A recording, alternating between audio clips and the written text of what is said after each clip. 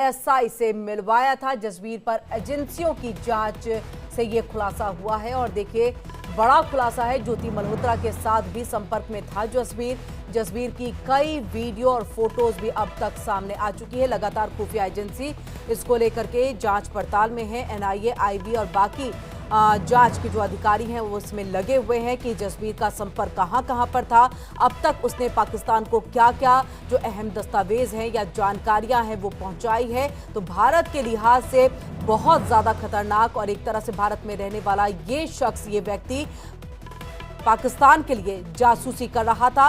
अब ये बड़ा खुलासा हो रहा है, इनका नेटवर्क खंगाला जा रहा है। इस बीच ये बड़ी खबर एक बार फिर से आपको हम बता दें कि जासूसी के आरोप में जसबीर से अब देखिए चौंकाने वाले लगातार खुलासे हो रहे हैं जो सामने आ रहे हैं। पाकिस्तान पुलिस अधिकारी ने आईएसआई से मिलवाया था जसबीर पर। एजेंसियों की जांच में यह खुलासा हुआ है। ज्योति मल्होत्रा के साथ भी ये संपर्क में था, दानिश से भी इसका संपर्क था। तो आप समझिए कि ज्योति मल्होत्रा जो कि दानिश की वजह से ही पाकिस्तान में उसका बोलबाला चल रहा था, इस तरह से उसे हाई प्रोफाइल इसमें रखा जाता था। उसके आने जाने का खर्च, रहने का खर्च सब पाकिस्तान की आर्मी जो है वो उठाया क्या करती थी।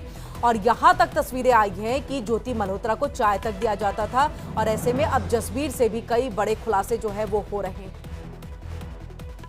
और इस बीच एक और बड़ी खबर है, जासूसी के आरोप में ज्योति मल्होत्रा पर खुलासा। पाक पुलिस के रिटायर्ड सब इंस्पेक्टर से कनेक्शन था। देखिए बड़ी खबर सामने आई है, पाक पुलिस के रिटायर्ड सब इंस्पेक्टर से उसका कनेक्शन था। पाकिस्तान में हुई थी ज्योति की मुलाकात। ज्योति ने नासिर ढिल्लों के साथ किया था पॉडकास्ट। जांच एजेंसी को दानिश और नासिर के संपर्क का सबूत मिला।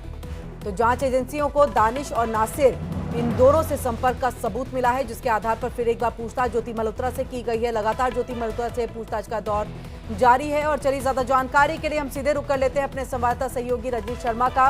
रजनीश, दो बड़े खुलासे, पहला खुलासा ज्योति मल्होत्रा को लेकर के और इसी से जुड़ा ये सवाल है कि देखिए दानिश, नासिर इन दोनों के साथ संपर्क और ये पाकिस्तान का जो रिटायर्ड पुलिस सब इंस्पेक्टर रहा उसके साथ भी कनेक्शन, पॉडकास्ट किया था। यानी सोचिए ये ताल्लुकात इसके कहां कहां तक थे, संपर्क इसने कहां कहां तक अपना जो है पाकिस्तान के अंदर में फैला रखा था।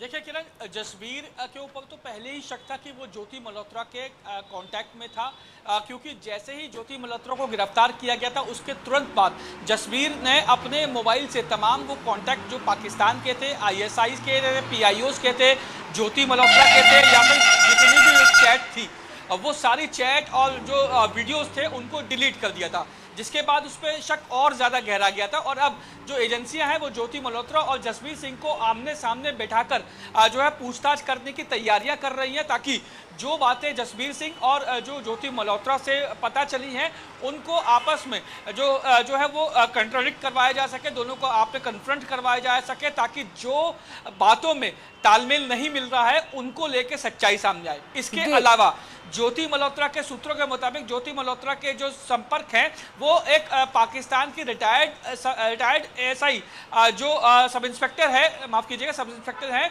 नासिर ढिल्लों, उसके साथ भी संपर्क जो है वो सामने आए हैं। और जसबीर को आईएसआई के अधिकारियों से और पीआईओ से मिलवाने वाला भी जो था वो नासिर ढिल्लों ही था। इसके अलावा जब ज्योति मल्होत्रा पाकिस्तान जाती थी तो नासिर ढिल्लों के साथ उसने एक पॉडकास्ट भी किया था, उससे बातचीत भी की थी। तो जाहिर तौर पे जो नासिर और जो जसबीर है उसके संबंध, नासिर और ज्योति के संबंध कहीं ना कहीं स्टैब्लिश हो रहे हैं। इसके अलावा एक खुलासा और हुआ है कि नासिर ढिल्लों को आईएसआई ने जो है वो तैयार किया था ताकि भारत में वो स्पाइस को जो पाकिस्तान के लिए भारत में रहकर जो जासूसी कर सके उनका जो है हेड बनाया था। और नासिर ढिल्लों के जरिए ही तमाम चीजें भारत से जो है पाकिस्तान पहुंच रही थी। जी बिल्कुल, जसबीर के बारे में भी हम आपसे थोड़ा समझना चाहेंगे यहाँ पर रजनीश, क्योंकि देखिए बड़े खुलासे हो रहे हैं, चौंकाने वाले खुलासे हैं और कहीं ना कहीं चिंता का विषय भी है।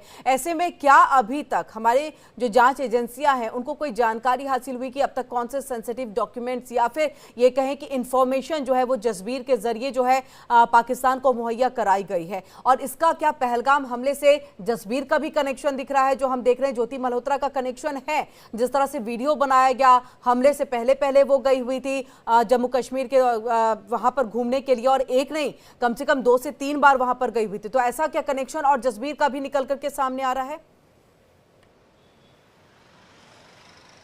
देखिए, जसबीर ने या फिर जो ज्योति मल्होत्रा ने क्या क्या चीज़ें, सेंसिटिव चीज़ें भारत की पाकिस्तान को मुहैया करवाई हैं, ये किरण कभी भी पब्लिक डोमेन में नहीं आएगा। क्योंकि अगर ऐसा होता है तो जाहिर तौर पे एक बड़ा भूचाल आ जाएगा कि कौन सी जानकारियां शेयर की गई थी। ये जानकारियां कभी भी बाहर निकलकर सामने नहीं आएगी। हालांकि सिर्फ जांच एजेंसियां और जो भारत सरकार है उनको ये पता होगा कि कौन कौन से डॉक्यूमेंट्स, कौन कौन सी जो वीडियोस शेयर किए थे जो भारत की जो सुरक्षा में सेंध लगाने के लिए जो बहुत अहम थे।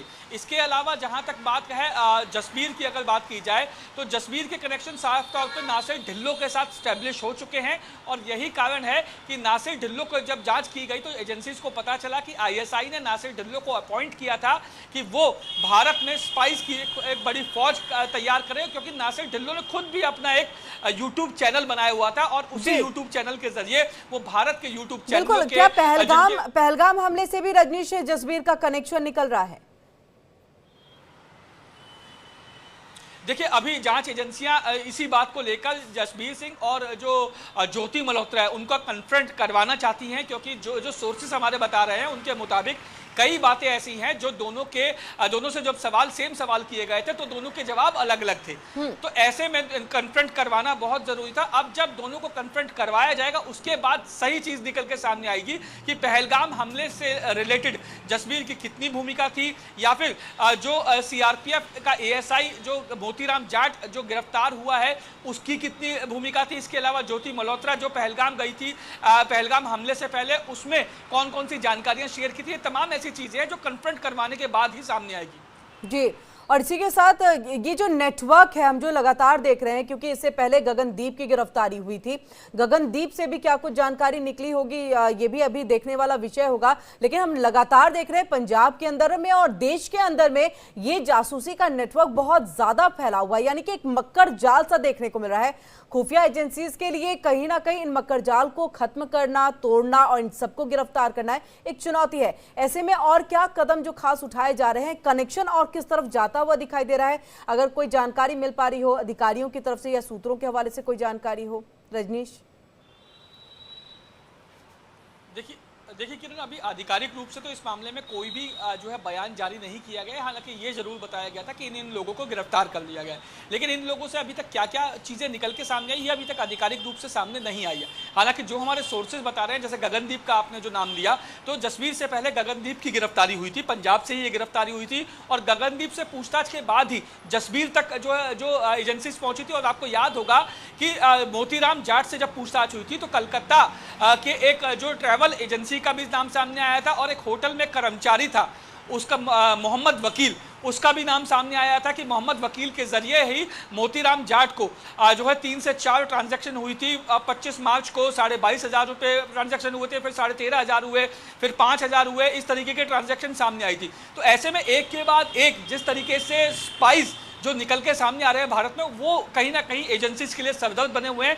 एजेंसीज का ये मानना है कि अगर इतनी लंबी फौज भारत में रहकर भारत की नींव को खोखला कर रही थी तो जाहिर तौर पे इनकी जड़ें और भी ज्यादा फैली होंगी। यही कारण है कि लगातार एक के बाद एक जांच के बाद कई गिरफ्तारियां इस पूरे मामले में होती जा रही हैं। जी, बहुत बहुत शुक्रिया रजनीश, तमाम जानकारी हम तक यहाँ पर पहुंचाने के लिए। नजर बनाए रखिएगा, अपडेट के लिए वापस